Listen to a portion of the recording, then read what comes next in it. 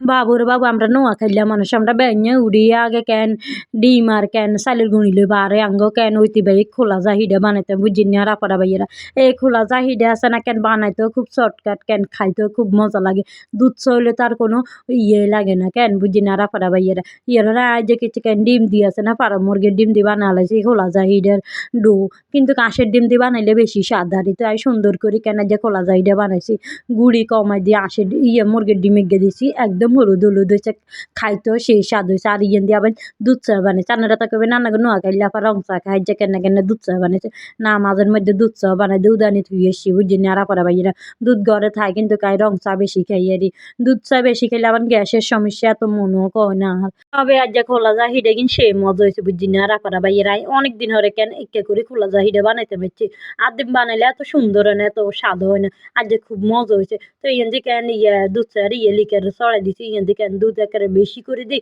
চিনি দিয়ে আছে না কেন একেবারে গাঢ় করে দুধ চা করতে বানাই দিছি আর খাইলে খানের মতো খামু অনেকদিন হরে যেহেতু খামু একটা দুধ বাড়াই দিম ইয়ারা রান্নাইয়ের এক কাপ দিয়েছে আঙ্কি চাকাটা বাড়ি গেতে বই খাইয়ে দিয়েছি দেখছি নি কি হওয়াত লাগে এত স্বাদে চালান বুঝি না পারা